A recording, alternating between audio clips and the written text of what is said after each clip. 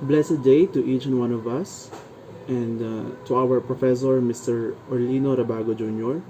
Today, we will present our work in the case analysis which we titled Akim Rivera Experience, a case analysis on a sample of a toxic Filipino family culture.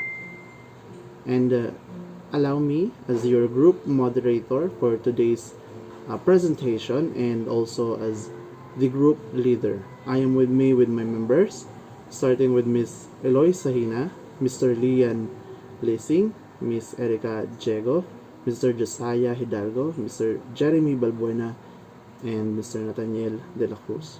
Alright, so the presentation for our case analysis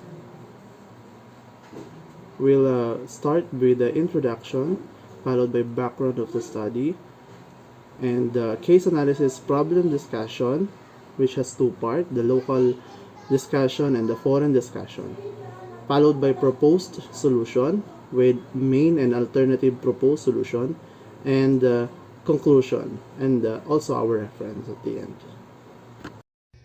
Filipino family culture is renowned for emphasizing family values such as loyalty, respect, and love. When it comes to character, Filipinos are known for many lovely traits, including being hospitable, strong, and supportive of one another. Yet, there is growing worry in the Philippines about the prevalence of toxic family culture. The toxic family culture is characterized by high levels of emotional and psychological abuse, neglect, and even physical violence. It can powerless and can lead to long-term damage to top relationships and individual mental health. This refers this refers to negative actions and attitudes inside the family that cause emotional and psychological anguish for its members. Toxic family culture can have devastating effects on individuals and their relationships with others. This millennial period of time, we can track back how toxic family culture started by analyzing the biblical narratives of Adam and Eve, Cain and Abel, and taking into account the historical and cultural setting in which these events were written. Genesis 1 to 4. Beginning from Adam and Eve's narrative, one gets an illustration of a family system distinguished by dysfunction and disobedience. Genesis 3 1 to 24. Both Adam and Eve are expelled from the Garden of Eden because they disobey God's commands. This disobedient act paves the way for a string of unfavorable outcomes, such as humiliation, suffering, and ultimately death. Genesis 3:16 to 19. Another illustration of a dysfunctional family is seen in the stories of Cain and Abel. Genesis 4 1 to 16. Throughout this instance, Cain's murder against his brother Abel is motivated by jealousy and envy. According to the story, the brothers' sibling rivalry is what led to this act of violence, and Cain's rage was fueled by his belief that God has chosen Abel's sacrifice above his own. Genesis 4 3 to 8. We might also take into account the larger socioeconomic and cultural variables that shape the creation of these two stories as we track the poisonous components of these family cultures. In this setting, the depiction of domestic violence and dysfunction may have been perceived as a reflection of the time's general social unrest. Brugman, 2009. The complex problem of toxic family culture has a big effect on the welfare of individuals and society as a whole. We will examine several studies that shed light on the origins and impacts of toxic family culture in the Philippines. One study by Atienza and Ramos from 2015 explored the phenomenon of mano or respect for elders in Filipino culture. The study found that the practice of mano can sometimes perpetuate toxic family cultures, particularly when it is used to excuse or justify abusive behaviors by older family members towards younger ones. Another study by Kumpikaite Valyuniene and Malinauskas on 2001 look at the role of cultural belief in shaping attitudes towards child discipline in the Philippines. The study found that the cultural belief in tough love can sometimes lead to toxic family dynamics, including the use of physical punishment and emotional abuse. In a similar vein, a study by Reyes and Jose in 2014 explored the relationship between parenting styles and child adjustment in the Philippines. The study found that the authoritarian parenting styles, which are common in Filipino culture, can contribute to toxic family dynamics, including low self-esteem, depression, and anxiety in children. Another study by Saito, Iwamoto, and Bautista in 2020 examined the impact of domestic violence on Filipino families. The study found that domestic violence is a significant contributor to toxic family cultures in the Philippines, particularly when it is normalized or accepted within the family or wider community. Finally, a study by Villaluz in 2020 focused on the impact of colonialism on Filipino family culture. The study argued that the colonial legacy of Spain and the United States has contributed to toxic family dynamics, including gender-based violence and the perpetuation of patriarchal norms, just like how Kim Rivera experienced in the maternal side of her family, where she felt outcast by her own family, growing up and suffers from different abuse both mentally, emotionally, and physically. This case analysis paper will take a look at the topic of toxic Filipino family culture and how it affects individuals. For the case analysis problem discussion, particularly the local discussion, the roots of toxic family culture in the Philippines can be traced back to a variety of factors including cultural traditions, social norms, and economic conditions.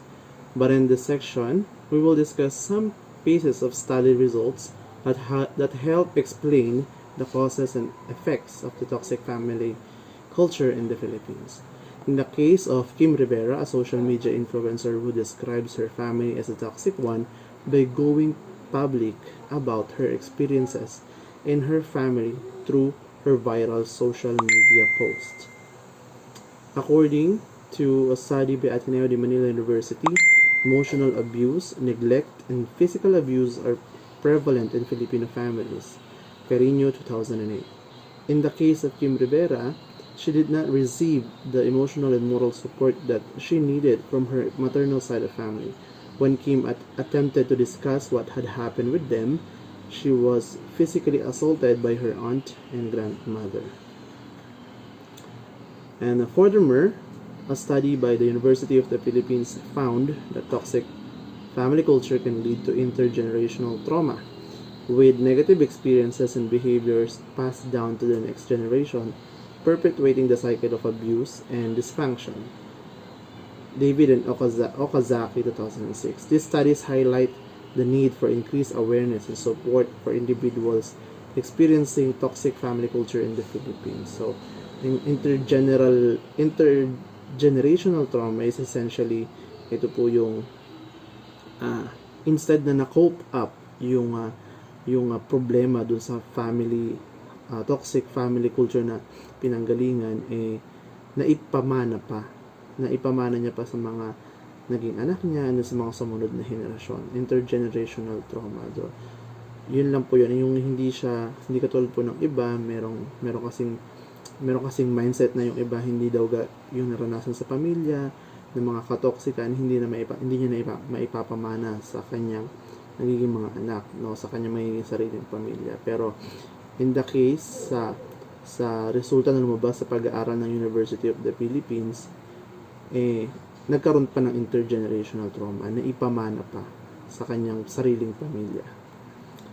And also,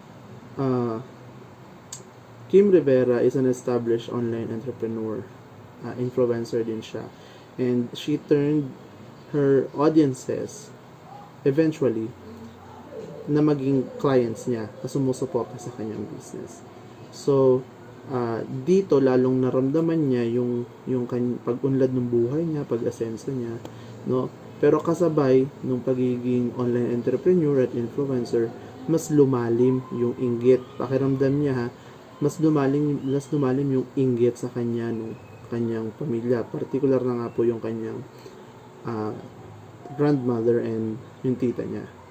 So, this resulted in her being bullied and even called names such as Pokpok in some of their family gatherings and even through group chats. Alam po ni Kim Rivera yun, kahit nabilong siya dun sa group chats, yung kanyang mga kamag-anak walang pakundangan na pag-usapan siya, no? Tapos kung ano pang tinatawag sa kanya.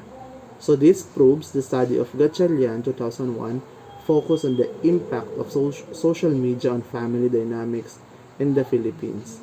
The study found that social media use can exacerbate toxic family cultures, including cyberbullying, addiction, and disconnection from family members. So, kasi nga hindi naman nila kasama si Kim Rivera dun sa kanilang lugar, may compound kasi sila na sila magkakamag-anak. Bumukod si Kim Rivera because by the default problem, yun nga, hindi naman siya maayos na tinuturing doon.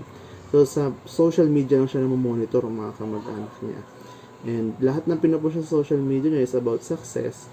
At imbis na mag-celebrate sila kasama niya or kahit even virtually kasi nga hindi naman malapit sa kanila or malayo, humiwalay si Kim Rivera or dapat magsaya pa nga, hindi ba? Kasi success naman yun kanilang kamag-anak. Hindi, kabaliktaran yung nangyari, no? Mas lalong nainggit, mas lalong kinagalit, parang ganun. And finally, a study by Balatbat and Palikpik 2001 explored the role of mental health stigma in toxic family cultures in the Philippines. The study found that the stigma surrounding mental health issues can lead to toxic family dynamics, including denial, avoidance, and blame.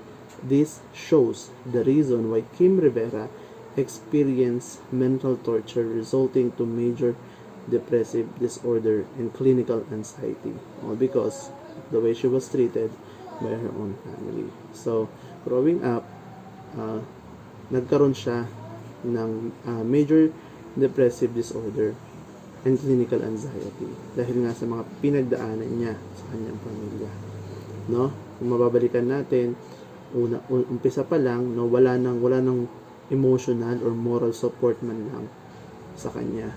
Pangalawa, nung sinubukan niyang makipag-usap para ayusin kung ano man yung hindi nila pagkakaintindihan, umabot pa sa pisikalan, no? Kaya kung makikita niyo sa picture, may duguan ng babae, siya po yun. Kasi yung lola niya, pinukpok siya ng bote sa ulo. So, ganun ka-hostile yung family environment na pinanggalingan niya. When ang gusto lang naman niya sanang gawin, gusto lang niyang mangyari, magkaintindihan sila, magkaayos sila.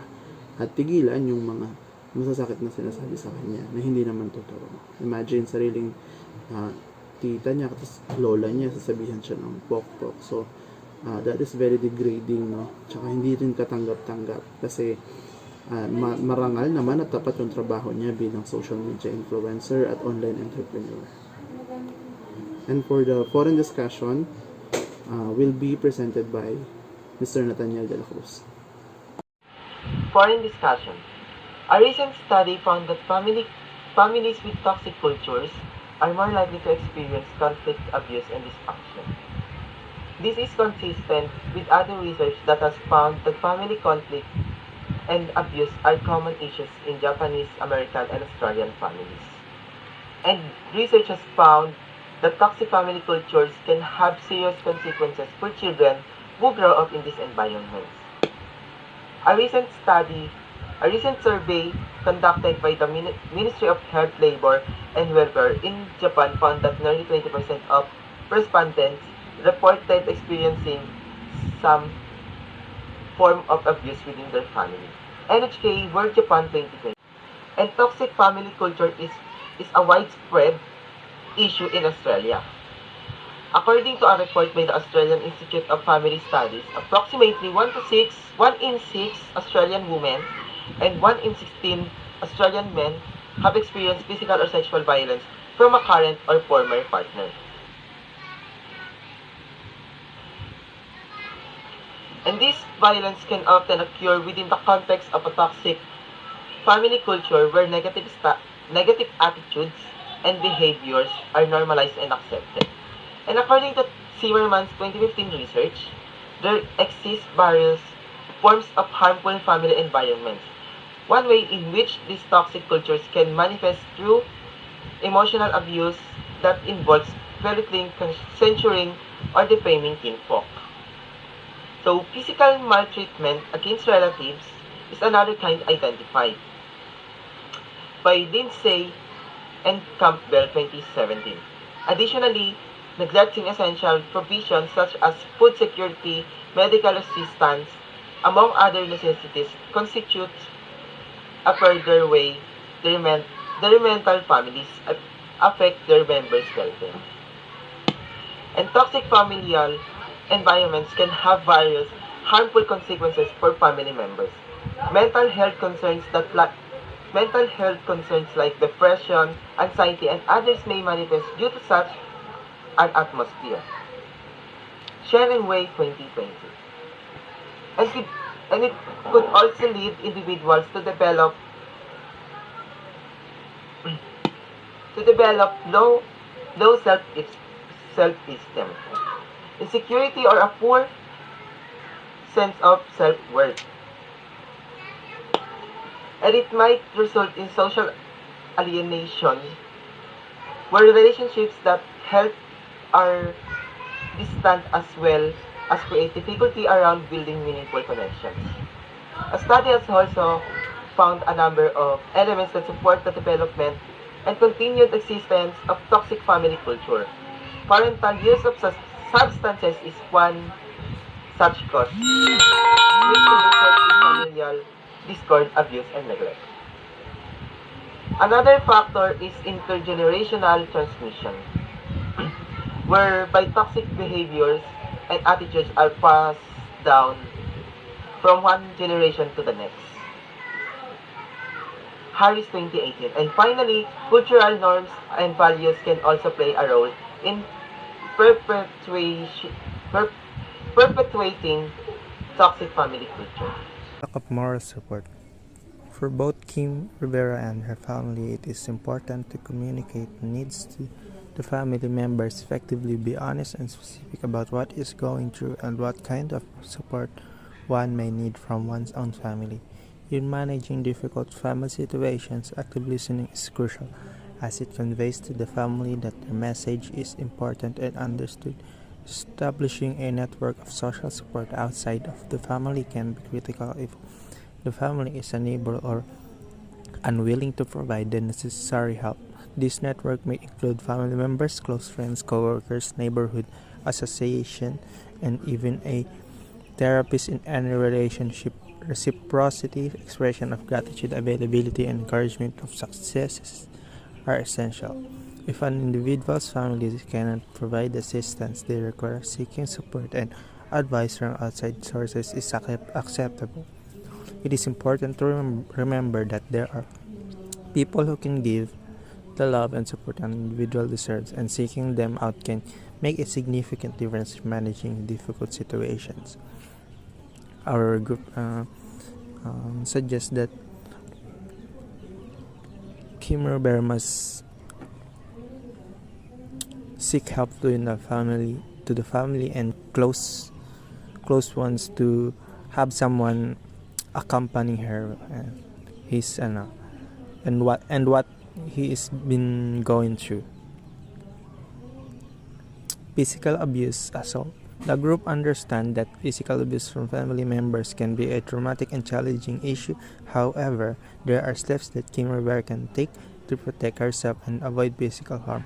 One important step is to seek assistance from designated agencies or authorities such as the Women's Care Center Corporation, the Interagency Council on Violence Against Women and Children, IACVAWC, and the Philippine Commission on Women, PCW. It is also crucial to establish clear boundaries with the abuser and communicate these boundaries assertively. If abuse is present, a family setting and upholding boundaries are critical and life-saving. Every person deserves to be treated with respect in any kind of relationship. Finally, it is important to recognize the signs of physical abuse and seek professional help such as counseling or therapy. By taking these steps, individuals can protect themselves and their loved ones from physical harm and build healthy, positive relationships with their family members. In this case, we suggest to seek help on the professionals and these organizations that already handled this kind of situation and surely can help you with these issues. In the mental well-being, the group believed that suffering from mental torment can cause clinical anxiety and major depressive disorder. Communication is vital to avoiding this expression or your express your emotions to loved ones honestly and openly to avoid holding back feelings that could lead to anxiety or sadness. Establishing appropriate boundaries is also crucial. Establishing boundaries and let your partner and family know what they are. Spend some time engaging in activities that make you happy and calm down like meditation or exercise. Get professional assistance from therapy or healthcare provider if someone needs it and is experiencing mental health problems. Families and people dealing with mental problems can find services from the Substance Abuse and Mental Health Services Administration (SAMHSA). Keep in mind that putting mental health first is crucial for both individual and societal well-being. For the mental well-being, we suggest that the person experiencing seek help from the doctor and the therapist and to take some proper medication and right exercise to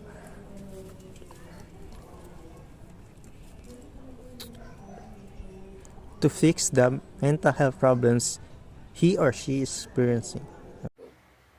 And for our alternative purpose solution, getting help from friends or therapists, because reaching out to friends or seeking therapy can help you create a support system outside of your family.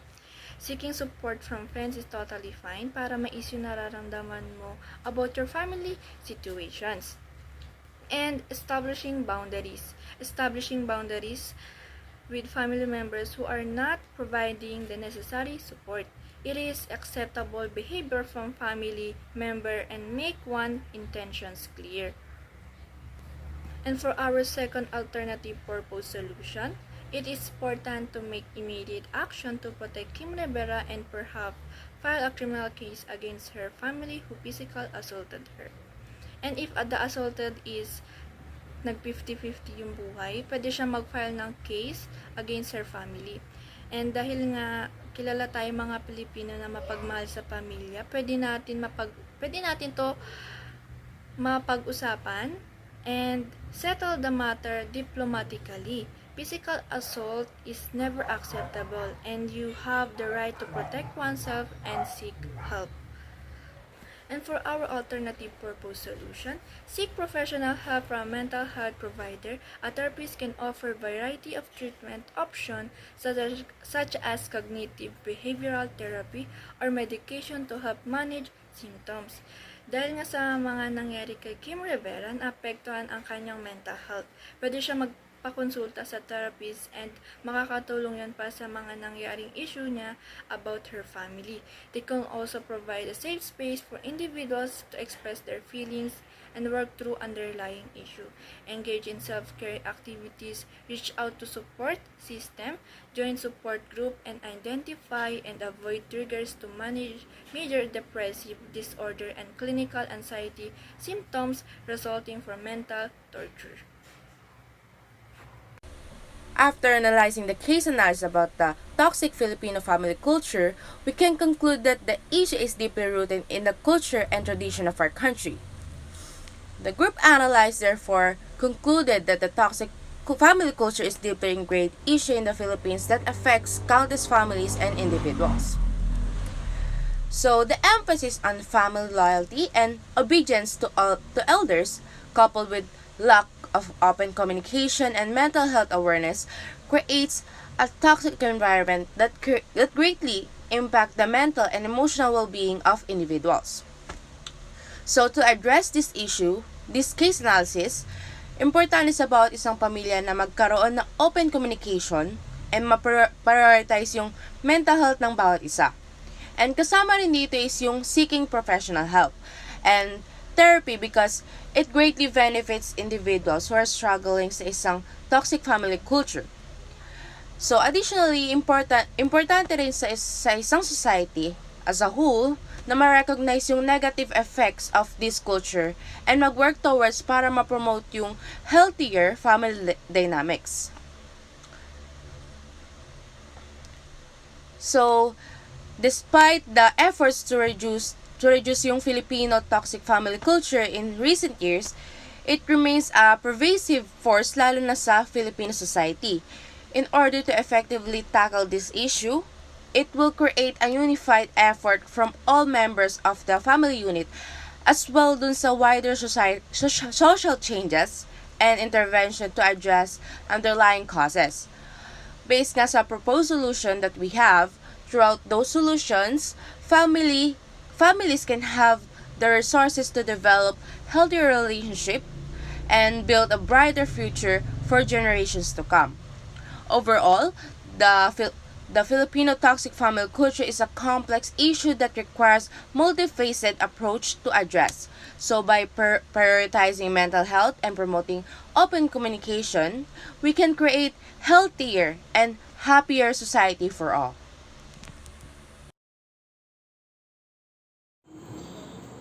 Once again, we are the Group 7 from BPA 1D. I am Kennedy Red with Miss Eloisa Hina, Mr. Lian Lising, Miss Erica Diego, Mr. Josiah Hidalgo, Mr. Jeremy Balbuena, and Mr. Nathaniel De La Cruz. And we thank you for listening.